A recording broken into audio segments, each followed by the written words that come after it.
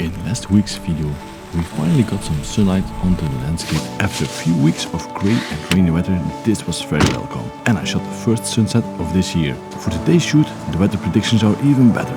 But are the predictions really correctly? Let's find out.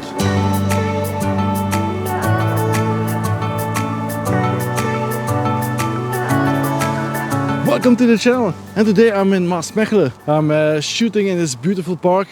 It's called the Valley of the Kikbik.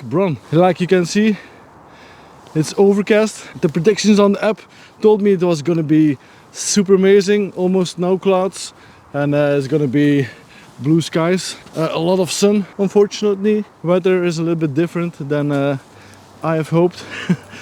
But we're gonna make the best out of it. I'm gonna look for a cool composition to start this video off. I hope you will have a good time.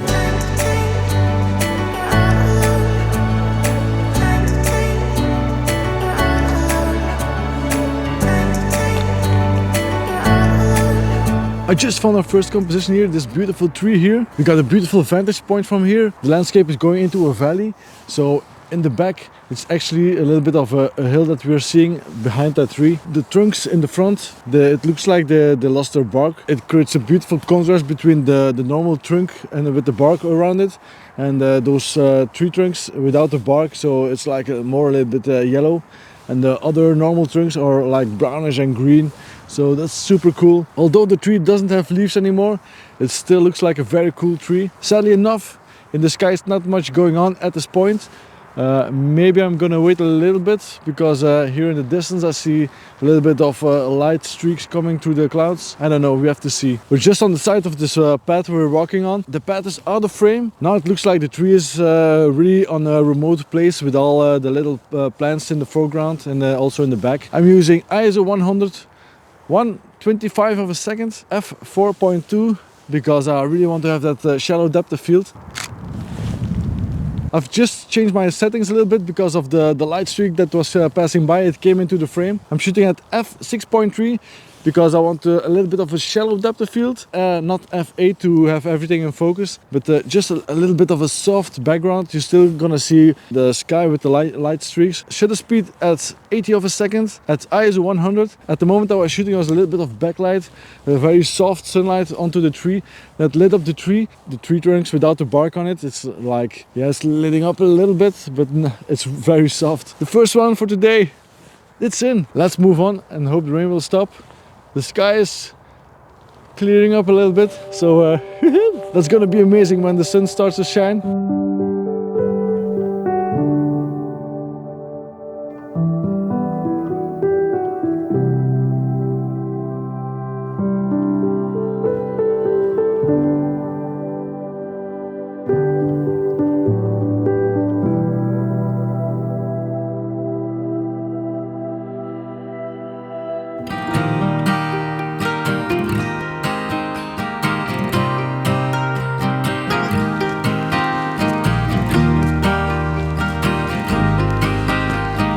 I want to show you guys something.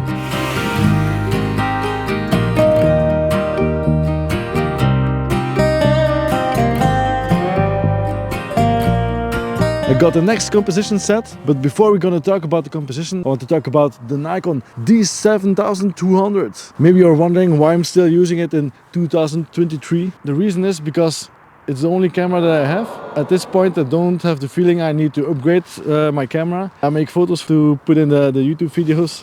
Then finally the sun starts to shine.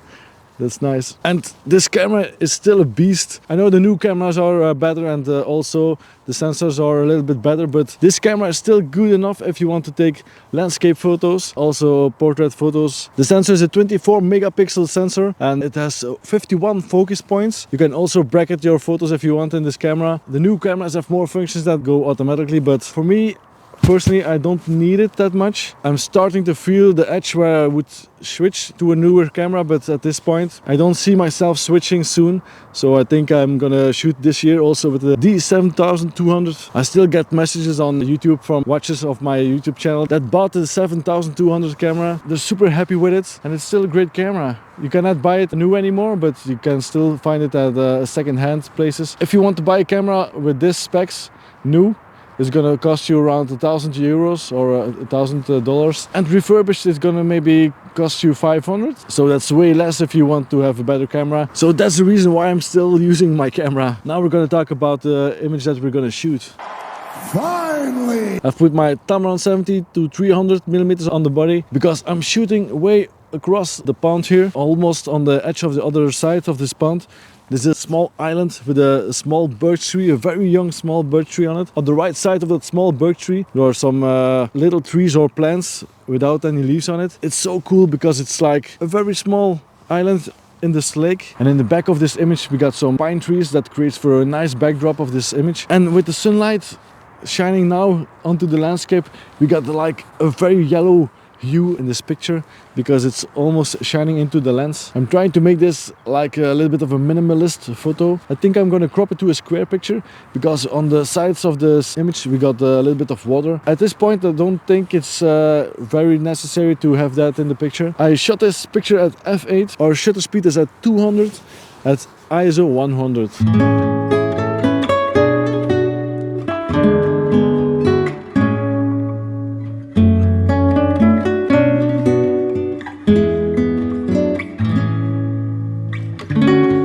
Put on my Sigma 18 to 35 on here because I really want to have a picture with the sunlight in it. I just turned the camera a little bit so I can shoot this beautiful little beachy thing. I don't know how you call it. The sun just got blocked by the clouds, so I don't have sun anymore on the landscape. And on the looks of it, we have a massive cloud here that's going towards the sun. I'm afraid I lost my composition with some sunlight in it. I'm gonna wait it out a little bit because here we have a little gap, and if the sun can shine through that gap we're gonna still have some sunlight on this landscape here. I was trying to include the sun in the right side of the screen to create a sunburst, but I was just a little bit too late, so I couldn't capture it in the full glory that it should be. I will keep you updated what's gonna happen. Gonna quickly search for the next composition. I shot an image with a small sunburst in it, so that's very cool, but there was not really actually a lot of sunlight onto the landscape. That's a bummer also, but still a cool image.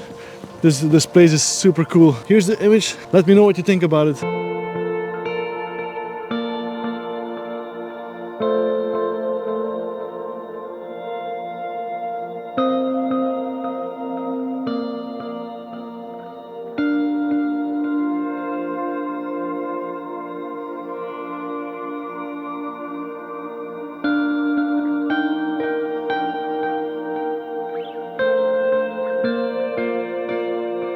Last year I was sending some mails out to some brands and shops in Belgium and also brands from all over the globe. One shop in Belgium, they mailed me back and they told me, if you want to have contact with us, you should at least have a mirrorless camera. And I was thinking, fill in the blanks.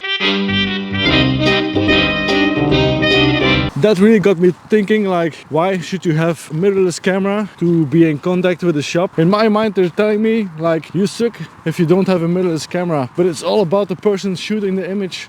So you can take amazing photos with your phone. Why should I have a mirrorless camera to get in contact with the shop? They didn't even look at my photos. That even made the love for my Nikon D7200 a little bit more, because I know what I can do with that camera. And also they're saying that I suck without a mirrorless camera. In my eyes, I'm proving them wrong with the photos that I'm taking. Not every day is super amazing. If you go out enough to shoot, someday you're gonna shoot your most favorite photo ever, and you don't need a mirrorless camera for that. I need to find the composition very quickly because I have 20 minutes left to shoot the sky, and if it's gonna be like this, I need to be super fast.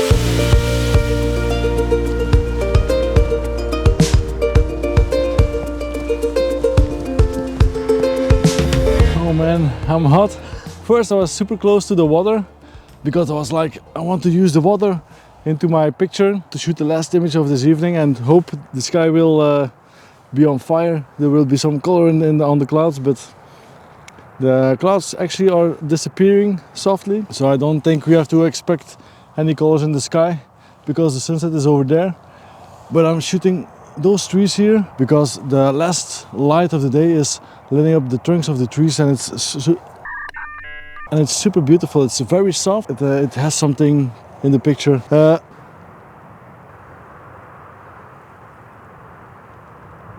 What's that? It looks like something is falling down from the sky, I don't know. Super strange. It took away my focus of this image, but I have to look again. On the right hand side we got those beautiful young trees here, and we also got a little bit of the water here and those beautiful clouds in the sky cropping out the pathway here. So I don't want that into the picture. I just want those beautiful young trees with a bluish sky and also with a little bit of water in the background, because I'm here for the water. I can't find any great compositions with some water in it. Shot this at f10 because I want also the back in focus, not only the trees, because we're pretty close to those small trees here. 10th of a second at ISO 100. I'm still hoping the clouds will catch some light, because here it's starting to happen a little bit. Maybe I should try again to go to the water very quickly. Let's do that. I'm gonna run to the water and see.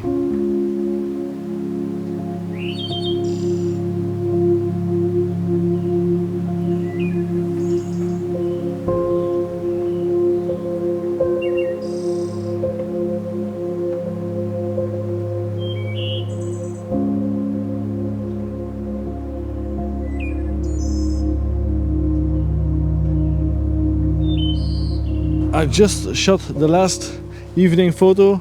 I hope I got a little bit of an orange glow into the sky, and also I'm using the very dramatic sky here, and also this plant is also into the image. And maybe you're wondering how I'm shooting this. I'm using my Tokina 11 to 60 millimeters to also get the sky, but also get this little plant in the foreground. And my setup is like this. I've turned my middle column upside down to get a little bit closer with my camera to the little plant, so I can focus on the plant but also have some focus in the back. I've been trying to focus stack this image, but the little plant is constantly moving in the wind, so that's gonna be impossible.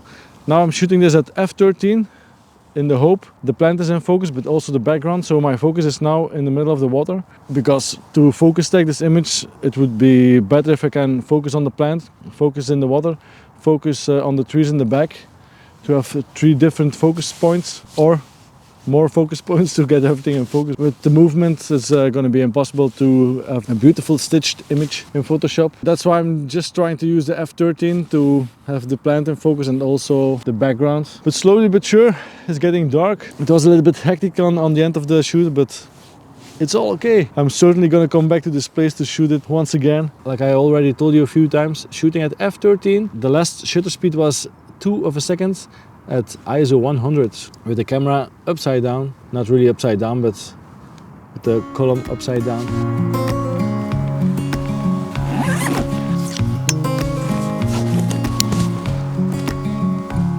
Thank you for watching. I will see you in the next one, and enjoy the last photos.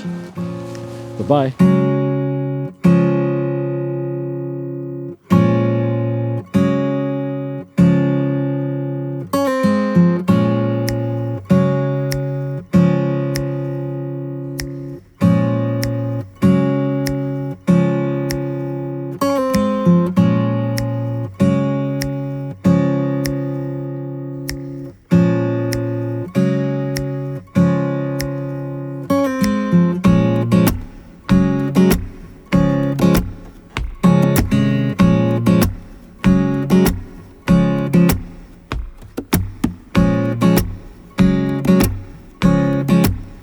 The hike back to the car is always a little bit longer. On the way up to the locations where I'm gonna shoot, I'm always filming some B-roll, but then on the way back there's nothing to film anymore. It's too dark or the light isn't good enough, and it's just the end of the video, so it doesn't make sense anymore to film something. And also a little bit sad because the shoot is done, but then again I'm always super happy to go back to my family.